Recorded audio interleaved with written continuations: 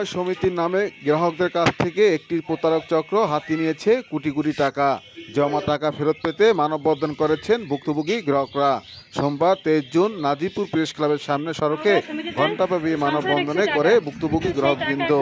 বছর পর বছর পিছনে ঘুরেও টাকা না পেয়ে নিরুপায় হয়ে তারা প্রতিবাদে রাস্তায়। তাদের টাকা ফিরিয়ে পেতে দ্রুত প্রশাসনের হস্তক্ষেপ কামনা করেছেন ভুক্তভোগী গ্রাহকরা। বিস্তারিত দেখুন তথ্য ভিডিও চিত্রে। এই তিনটা সমিতি খুলতে আমাদের কাছ থেকে অনেক টাকা পয়সা আমাদেরকে মাঠকর্মী হিসেবে ব্যবহার করে আমাদের কাছ থেকে অনেক টাকা নিয়েছে।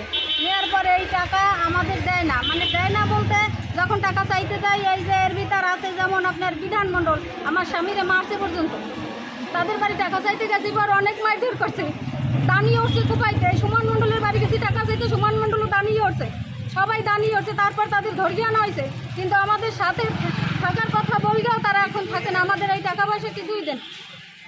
আমাদের কাজটা মিষ্টি মুখে টাকা পয়সা হাতিয়ে নিয়ে আমাদের বছরের পর বছর হয়ে গেল, বই শেষ হয়ে গেছে, সেই সমস্ত বই আটকাইয়ে রাখা এখন আমাদের বলতেছে আমাদের বই অনুসারে তারা টাকা দিতে চায় না, তারা সামান্য টাকা দেবে তাতেও অনেক দেরি হবে।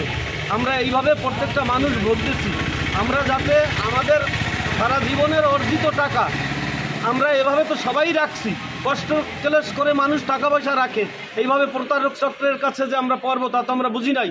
আমরা যাতে সঠিক বিচার পেতে পারি, এই প্রতারক চক্রের যাতে বিচার হয়, আমরা যাতে আমাদের অর্জিত টাকা যাতে আমরা ফিরে পেতে পারি বই অনুসারে। এই সদস্য সমিতিতে মাঠকর্মী কণিকা সে আমার কাছ থেকে সঞ্চয় রাখার অনেক টাকা নিয়ে গেছে, সে টাকা আমার কাছ মতো ফেরত দেন আর আমাকে প্রতারণা করা হয়েছে অনেকদিন পর্যন্ত।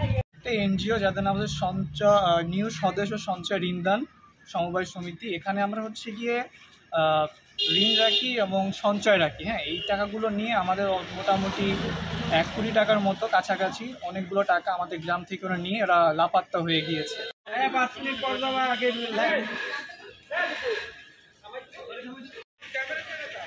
না ভাই, ক্যামেরা বৃষ্টি পড়ে।